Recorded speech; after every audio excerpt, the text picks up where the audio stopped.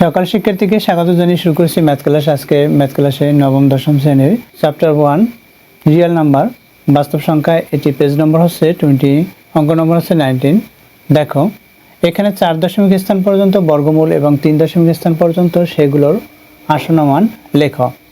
দেখো এখানে দেওয়া আছে নম্বর ক, তাহলে লিখি নম্বর ক। দেওয়া আছে কি, দেওয়া আছে 12। বর্গমূল নির্ণয় করতে বলছে, এর বর্গমূল এটা লিখলাম 12। এখন 12 এর বর্গমূল নির্ণয় করব। এখানে 12 এর বর্গমূল নির্ণয় করব। সুতরাং বর্গমূল নির্ণয় করতে হয় কিভাবে, প্রথমে সেই সম্পর্কে আমরা অবগত হই। যেহেতু এখানে 4 দশমিক স্থান পর্যন্ত নির্ণয় করতে বলছে, সুতরাং দশমিকের পরে 4টি অঙ্ক লিখতে হবে। মনে করি এখানে 12 আছে, 12 এর বর্গমূল নির্ণয় করব। অর্থাৎ আমাদের অ্যান্সার হবে দশমিক বিন্দুর পরে 4টি অঙ্ক হবে উত্তর। অর্থাৎ এভাবে 4টি অঙ্ক আমাদের উত্তর নির্ণয় করতে হবে, কারণ এখানে বলেছে 4 দশমিক স্থান পর্যন্ত বর্গমূল নির্ণয় করা, দশমিক বিন্দুর পরে 4টি অঙ্ক লিখতে হবে। এরপর দেখো এই 4টি অঙ্ক লিখতে হলে আমাদের এখানে 12 এর পরে দশমিক দিয়ে 4 জোড়া শূন্য লিখতে হবে, অর্থাৎ 8টি শূন্য লিখতে হবে। কারণ 4টি দশমিক বিন্দুর পর 4টি যদি বর্গফল নির্ণয় করতে হয়, তাহলে দশমিক বিন্দুর পর 4 জোড়া আমাদের শূন্য লিখতে হয়। তাহলে দেখো এই বর্গমূল নির্ণয় করার পূর্ব শর্ত হচ্ছে, প্রথমে আমরা ডান দিক থেকে 2 অঙ্ক পর পর আমরা ওভার রাইটিং করবো। এভাবে জোড়া কেটে নিব, 2টি অঙ্ক মিলে একটি জোড়া হয়, এভাবে বাম দিকে যেতে থাকবো। অবশেষে যদি একটি অঙ্ক থাকে, সেই একটি অঙ্কের মধ্যে বর্গ সংখ্যা নির্ণয় করতে হবে। প্রথমে দেখো বর্গমূল নির্ণয় করতে হলে প্রথমে আমাদের বর্গ সংখ্যা নির্ণয় করতে হবে। প্রথমে বর্গ কেন, 1 এর যদি বর্গ করি তাহলে কি হবে, 1 × 1 = 1 হয়। 2 এর বর্গ করলে কি হবে, 2 × 2 = 2 এর বর্গতে 4 হবে। 3 এর বর্গ 3 × 3 = 9 হয়। ... অবশ্যই এগুলো তোমরা নির্ণয় করতে পারবে। তাহলে দেখো যেহেতু 12 এর বর্গমূল নির্ণয় করতে বলছে এবং 4 দশমিক স্থান পর্যন্ত করতে বলছে, সুতরাং আমরা 12 এর পরে দশমিক দিয়ে, অর্থাৎ 12 এর ডানে দশমিক দিয়ে আমরা 4 জোড়া শূন্য লিখব। এখন দেখো 4 জোড়া শূন্য লিখেছি। এখন 2 অঙ্ক শূন্য নিয়ে আমাদের জোড়া কাটতে হবে, অর্থাৎ ওভার রাইটিং করতে হয় 2টি অঙ্ক মিলে। দেখো 2টি অঙ্ক মিলে আমরা জোড়া কাটলাম। এখন কি করব, বর্গমূল নির্ণয় করব। এই যে এখানে দেখো 12 আছে দশমিক বিন্দুর, অর্থাৎ সর্বশেষে, অর্থাৎ সর্ববামে যে অঙ্ক আছে সেই অঙ্কের মধ্যে আমাদের বর্গ সংখ্যা লিখতে হবে। অর্থাৎ 2 এর বর্গ হচ্ছে 4, এই এখানে 12 তার চেয়ে বড়। 3 এর বর্গ হচ্ছে 9, তার চেয়ে বড়। যদি 4 এর বর্গ করি তাহলে 16 হবে, তাহলে বেশি, এই 12 এর চেয়ে বড় হয়ে যাবে। তাহলে সুতরাং 3 হবে, 3 এর বর্গ। অর্থাৎ এখানে যদি 3 লিখি, দেখো এখানে 3 × 3 লিখেছি, সুতরাং গুণক সমান, অর্থাৎ এখানে ভাগফল এবং ভাজক সমান হবে। তাহলে কি হবে, এটা আর এটা সমান, এটার সাথে এটা গুণ করলে 9 হয়। এখন আমরা মাইনাস করব, এই 12 থেকে 9 মাইনাস করি তাহলে 3 হবে। এরপর কি হবে, এই যে দশমিক বিন্দু, এটা যদি আমরা উঠিয়ে দিতে চাই তাহলে এখানে দশমিক দিতে হবে। এই দশমিক দিয়ে এই দশমিক বিন্দু উঠিয়ে দিলাম। এরপর কি, আমরা একটি শূন্য নামাতে পারবো না, এখানে 1 জোড়া নামাতে হবে। এই 1 জোড়া লিখেছি, আমরা 1 জোড়া লিখলাম। এরপর কি, এবার হচ্ছে এই যে সংখ্যা, এই সংখ্যার দ্বিগুণ লিখতে হবে। এখানে যে 3 লিখেছি, 3 দ্বিগুণ কি হবে, 6 হবে। এই 6 লিখলাম। এখন দেখো এখানে শুধুমাত্র 6 আসছে ভাজক, অর্থাৎ যেটা দিয়ে আমরা এটাকে ভাগ করব, 6 আসছে। তাহলে 6 হলো 6, এটার মধ্যে অনেকবার যাবে। তাহলে আমাদের কি লিখতে হবে, এই 6 এর ডানে এমন একটা একক অঙ্ক লিখতে হবে, যে সেই অঙ্কটি এখানে লিখতে হবে। সেই একক অঙ্ক এখানে যে ভাগফলে আমরা লিখব, সেই যে ভাগফলে যে একক অঙ্ক লিখবো, সেই একক অঙ্ক দিয়ে এই দুটিকে গুণ করে এখানে লিখতে হবে। দেখো এখানে যদি আমরা 3 লিখি, 3 এখানেও 3 লিখবো। এই 3 দিয়ে এই 6 এর গুণ করি, প্রথমে হবে 18, এটার চেয়ে অনেক ছোট। যদি 4 লিখি, দেখো আমি 4 লিখলাম, এখানে 4 লিখলাম। এই 4 দিয়ে এটাকে গুণ করি, দেখো এটার কাছাকাছি হয়। 4 এর সাথে এই 6 গুণ করি 24 হবে, তাহলে এটার কাছাকাছি হবে। অবশ্যই এখানে 4 লিখতে পারি। দেখো 5 যদি লিখি, 5 এর সাথে 6 গুণ করি 30 হবে, তাহলে এটার চেয়ে বড় হয়ে যাবে, কারণ এরপরে তো 5, এখানে 5 সংখ্যাটি আবার লিখতে হবে। ইতিপূর্বে বলেছি যে এখানে যে সংখ্যা লিখবো সেটাই এখানে লিখবো। তাহলে এই 4 দিয়ে এখন এই দুটাকে গুণ করি, 4 দিয়ে 4কে গুণ করি, 16 হবে। 16 এর 6 হাতে 1 থাকবে। 4 দিয়ে এটাকে গুণ করি, 24 হবে। 24 এর সাথে 1 প্লাস করি, 25 হবে। এটা হলো। এখন আমরা মাইনাস করব, এখানে 10 থেকে 6 মাইনাস 4, আবার 10 থেকে 6 মাইনাস করি 4, হাতে 1 থাকে, এখানে 3 থেকে 3 মাইনাস হবে। দেখো এটা আমরা মাইনাস করেছি, অবশ্যই এটা তোমরা মাইনাস করতে পারবে। এরপর দেখো এখানে ছোট হলো, এই সংখ্যার চেয়ে ছোট। এখন এই যে সংখ্যা পেয়েছি এই দশমিক বিন্দু ব্যতীত আমরা সংখ্যাটি লিখব। এখানে এই যে দশমিক বিন্দু আছে অর্থাৎ দশমিক আছে অর্থাৎ 3.4, অর্থাৎ দশমিক বিন্দু ব্যতীত লিখলে 34 হবে। এর দ্বিগুণ কত হয়? এর দ্বিগুণ হচ্ছে এটার সাথে এটা গুণ করো, 8 হলো, এটার সাথে এটা গুণ করো 6 হলো, এটা কি হলো 68। তাহলে এখানে কত হবে? 68 হবে। দেখো এখানে যে এই অঙ্ক পেয়েছি এটা এইটার দ্বিগুণ করো, 8 হলো, হাতে কিছু নেই, এটাই হলো।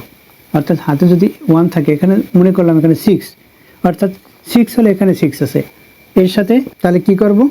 আমরা এটা দিয়ে এটাকে গুণ করি, কত হবে? 12 হবে, 12 এর 2, হাতে 1 থাকবে, হাতে 1 এটার সাথে প্লাস করলে এটা হবে। এটার এই সংখ্যার দ্বিগুণ নয়, এটার দ্বিগুণ, হাতে যদি 1 থাকে সেটা, অথবা এখানে যে উত্তর লিখবো সেটার দ্বিগুণই লিখে দেব। এরপর দেখো এখানে কি লিখতে পারি। এখন এটার চেয়ে এটা বড়, তাই আমাদের কি করতে হবে? এখান থেকে আবার এক জোড়া শূন্য নামাতে হবে, অর্থাৎ এই জোড়া হলো, এখন এটা এই জোড়া শূন্য নামালাম এটা। এখন আমরা এখানে এমন একটা সংখ্যা দিব যেটা এখানে দিয়ে সেটা দিয়ে গুণ করি। দেখো এখানে যদি 6 দেই, এখানে 6 এর সাথে 6 গুণ করি 36 হবে, এটার কাছাকাছি। তাহলে এটাকে আমরা 6 দিতে পারি। তাহলে আমরা এখানে 6 দিয়েছি, এখানেও 6 দেই। এখন এই 6 দিয়ে এখানে 6 গুণ করে এটা আনুমানিক এটা গুণ করে এটার কাছাকাছি নিতে হয়। এই 6 দিয়ে যেমন এই 6 গুণ করে 36 পেয়েছিলাম, এটার চেয়ে ছোট।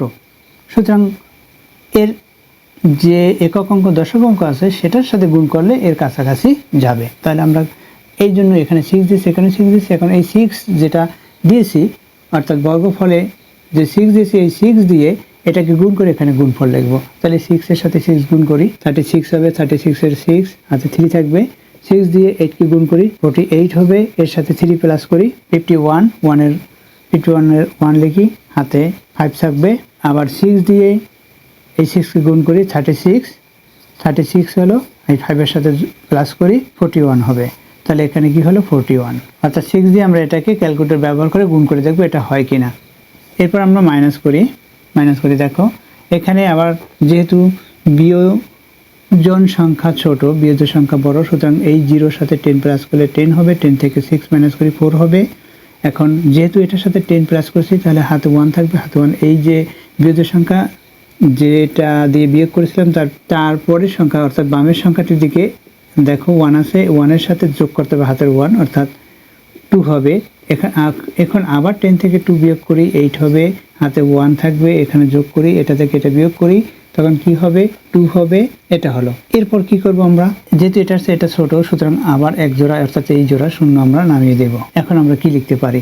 এখন এই যে সংখ্যাটি এটার দ্বিগুণ বা এইটার দ্বিগুণ কিভাবে? এটার সংখ্যার দ্বিগুণ হয়, অর্থাৎ 6 এর দ্বিগুণ কত? 12 এর 2, হাতে 1 থাকবে, এটার সাথে প্লাস করি 9, আর এটা যা আছে তাই। দেখো অথবা এই সংখ্যাটির দ্বিগুণ করি, এখানে 3, ওই এখানে যে দশমিক বিন্দু বাদ দিয়ে করতে হয়, 3, 4, 6 এর দ্বিগুণ করি, দ্বিগুণ করলে কি হবে? দেখো এটাকে 2 হলো, হাতে 1, এখানে 8, 1 প্লাস করি 9, এটার সাথে এটা গুণ করো, দেখো এটা একই। তাহলে কি হলো? 692। এখন এখানে এমন একটা অঙ্ক দেবো যেটা এখানে দেব। দেখো এইটা এখানে 28, এখানে আছে 6 এর সাথে কত গুণ করলে এর কাছাকাছি হবে? যদি 5 গুণ করি আমরা 30 হবে, তাহলে এটার চেয়ে বড় হবে। তখন 4 গুণ করি, 4 গুণ করে কি হবে? এটার সাথে এই 6 এর সাথে যদি 4 গুণ করি আমরা আনুমানিক এটার এই যে 28 এর কাছাকাছি নেব, এরকম 4 গুণ করলে 24 হবে, 24 এটার কাছাকাছি যায়। সুতরাং এখানে আমরা যদি 4 দেই তাহলে এখানে আমরা 4 দিতে পারি। দেখো এখন এই যে 4 দিয়েছি, এই 4 দিয়ে এটাকে গুণ করব, গুণ করে এখানে লিখবো।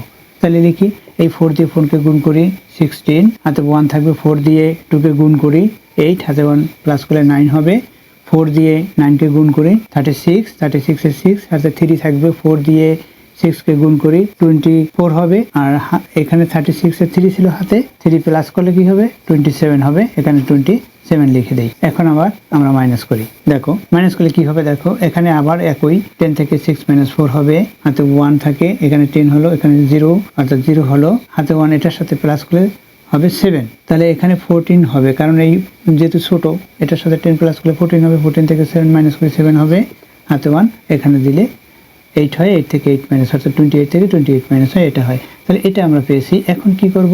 সংখ্যাটির দ্বিগুণ লিখব, দেখো এই সংখ্যাটি দ্বিগুণ লিখলে কি হয়, এটার দ্বিগুণ হলে 8 হয়, হাতে 1 থাকে না, অর্থাৎ 8 লিখলাম, এখানে 2 আছে 2 লিখি, 9 আছে 9 লিখি, 6 আছে 6 লিখি, এটা হলো। এখন আমরা এখানে কি লিখতে পারি, এখানে যদি দেখো এখানে যদি আমরা 1 দেই, এখানে 1 দিতে পারি, এখানে তাহলে 6000 হবে। আর এখানে যে এক জোড়া শূন্য যদি আমরা নামাই, এই এক জোড়া শূন্য নামিয়ে দিলাম, এখানেও যদি আমরা একটা সংখ্যা দেই, অর্থাৎ এখানে কত হলো, এক জোড়া শূন্য নামালাম, তখন কি হবে, এখানে 70000, এখানে যদি আমরা একটা সংখ্যা দিই তখন 69000, এর কাছাকাছি হলো। তাহলে আমরা এখানে শুধুমাত্র 1 দিতে পারি, এখানে 1 দেই, এই 1 দিয়ে এটাকে গুণ করলে এটাই হবে, অর্থাৎ 69281, এটা হলো। এখন আমরা এটা মাইনাস করতে পারি, এখন মাইনাস করি, দেখো মাইনাস করলে কি হবে, এখানে এই 1 দিয়ে এটাকে গুণ করেছি, এটা লিখেছি, এখন মাইনাস করি, এখন এই 10 থেকে 1 মাইনাস 9 হলো, হাতে 1, আবার 10 থেকে 9 মাইনাস 1 হলো, আবার হাতে 1, অর্থাৎ 4 থেকে এখানে 3 হবে, যেহেতু হাতে 1 আছে, 3 মাইনাস 1 হলো, অর্থাৎ 1 হলো। এখন কি হবে, এখানে 10 থেকে 9 মাইনাস, এখানে হাতে নেই, এখন 10 থেকে এখানে 9 মাইনাস, হাতে 1 থাকবে, তাহলে 10 থেকে 9 মাইনাস করে 1 হলো, হাতে 1, হাতে 1 এখানে প্লাস করলে এটা 0 হয়ে যায়, তাহলে এটা হলো। এখন আমাদের যেহেতু 4 দশমিক পর্যন্ত স্থান পর্যন্ত বর্গমূল নির্ণয় করতে বলেছে, দশমিক পরে 4টি অঙ্ক, অর্থাৎ এইভাবে ডট ডট চলতে থাকবে, অর্থাৎ আজীবন কাল চলতে থাকবে। তাহলে এই বর্গমূল সংখ্যা নির্ণয় করতে হলে আমাদের কি করতে হবে, এখানে 4 দশমিক স্থান পর্যন্ত বর্গমূল নির্ণয় করো, তাহলে লিখবো কি উত্তরে, অতএব 4 দশমিক স্থান পর্যন্ত এত এর বর্গমূল, অর্থাৎ 4 দশমিক স্থান পর্যন্ত 12 এর বর্গমূল কত পেয়েছি আমরা, এখানে 3.4641।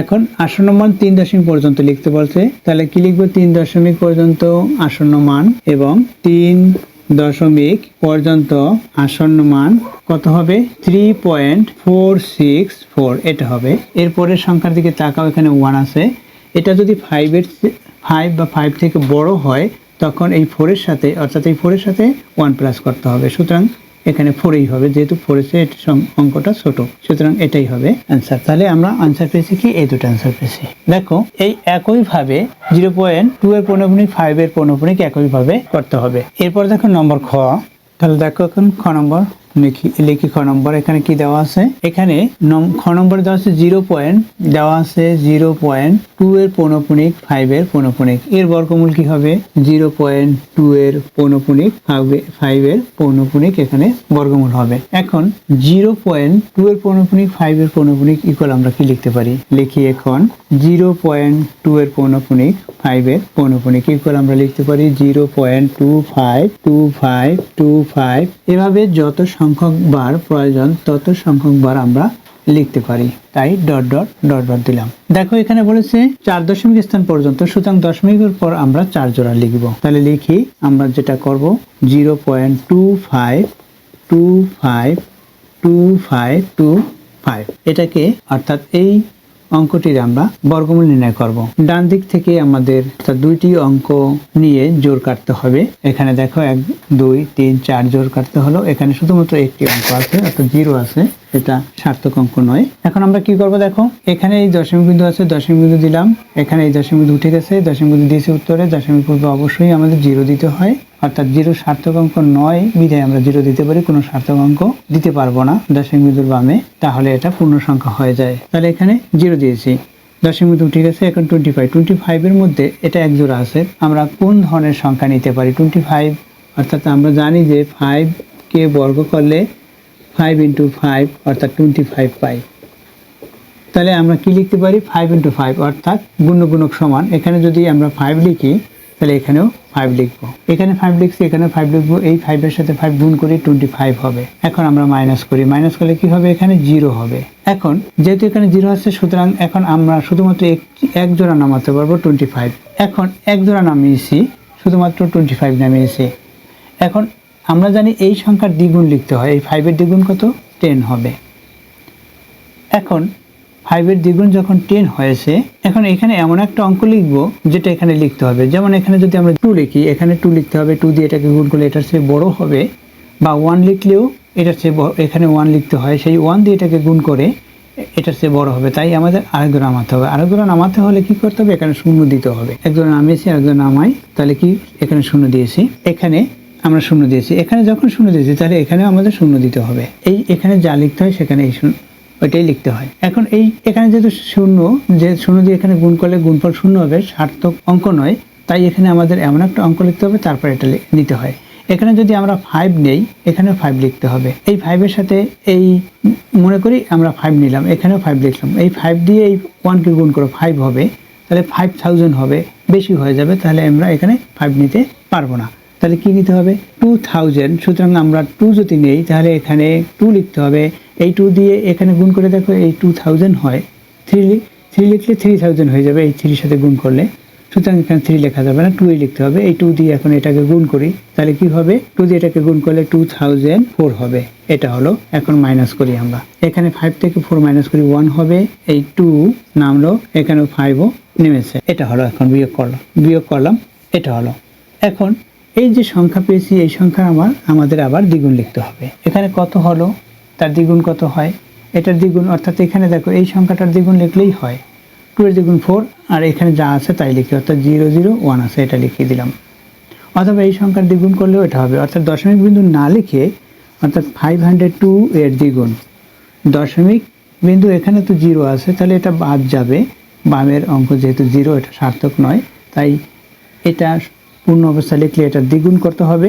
দেখো 4, এটার সাথে গুণ করো, এটার সাথে এটা গুণ করো, এটা হলো। দেখো এটা একই, অর্থাৎ 1004, ওখানে 1004 হয়েছে। তাহলে দেখো এখন 1004, আর এখানে ছোট আছে, তাহলে আমাদের অবশ্যই এক জোড়া এখান থেকে নামাতে হবে। এক জোড়া নামিয়ে দেই, এই জোড়া বাদ আছে, এই জোড়া আমরা নামিয়ে দেই। এখন কি লিখবো দেখো, এখানে 52000, এখানে শুধুমাত্র 1। যদি আমরা এখানে 5 নেই, এখানে 5 লিখতে হবে, 5 এটার সাথে গুণ করলে 5 হবে, এটার কাছাকাছি যাবে।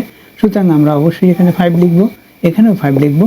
এই 5 দিয়ে এখন এখানে গুণ করি, দেখো 5 দিয়ে এই 5কে গুণ করি, 25 হবে। 25-এর 5 লিখলাম, হাতে 2। 5 দিয়ে 4কে গুণ করি, 20, হাতে 2 যোগ করে 22, 22-এ 2, হাতে আবার 2, হাতে 2, এটার সাথে যোগ করি 2 হবে। তারপর কি হলো, এটা 2 হলো। এরপর আছে 0 লিখি, 5 দিয়ে এটাকে গুণ করি, 5 হবে। অর্থাৎ এখন এটা পেলাম, এটা বিয়োগ করি। দেখো আমাদের দশমিক বিন্দু পরে 4 অঙ্ক হলো। এখানে বিয়োগ করি, 5 থেকে 5 বাদ যায়, 0 হলো। 2 থেকে 2 বাদ যায়, 0 হলো। 1 থেকে 2 বাদ যায়, অর্থাৎ 1 থেকে 2 বাদ যাবে না, অর্থাৎ এটার সাথে 10 প্লাস করতে হবে। 1 এর সাথে যদি আমরা 10 প্লাস করি তাহলে 11 হবে। 11 থেকে তখন 2 মাইনাস করব। 11 থেকে কত মাইনাস? এই 2 মাইনাস করি, তখন কি হবে? 9 হবে। তাহলে এখানে 9 লিখি, 9 লিখলাম, হাতে 1, এটার সাথে যোগ করি, 0-এর সাথে 1 হবে। 2 থেকে 1 মাইনাস করি, 1 হলো।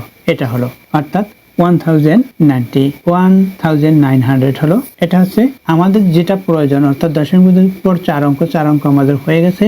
তাহলে এখন কি, এখানে 4 দশমিক স্থান পর্যন্ত বর্গমূল। সুতরাং লিখবো যে এত এর 4 দশমিক স্থান পর্যন্ত বর্গমূল কত এর, এই সংখ্যাটি, এই মাঝে যে সংখ্যাটি লিখছে, অর্থাৎ এত এর 4 দশমিক স্থান পর্যন্ত বর্গমূল হচ্ছে 0.5025।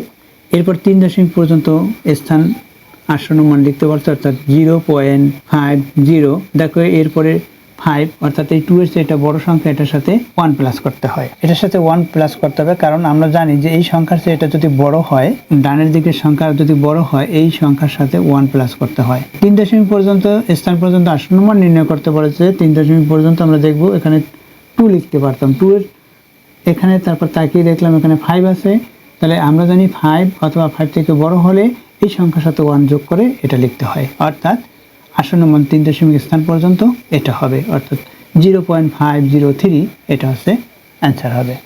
আশা করি এটি বুঝতে পেরেছো। এই একই নিয়মে গ এবং ঘ করতে হবে। এখানে গ নম্বরে 1.34, এখানে 34-এ পৌনঃপুনিক, সুতরাং 34 এভাবে হবে। যতগুলো প্রয়োজন হবে ততগুলো লিখতে হয়, তদ্রূপ ঘ নম্বরেও হবে। আশা করি এই দুইটি অঙ্কের মাধ্যমে, অর্থাৎ ক খ এর মাধ্যমে গ ঘ তোমরা অবশ্যই প্র্যাকটিস করবে, অবশ্যই পারবে। আশা করছি এটি বুঝতে পেরেছো। এতক্ষণ ম্যাথ ক্লাসের সাথে থাকার জন্য সকলকে ধন্যবাদ জানিয়ে আজকের মতো বিদায় নিচ্ছি।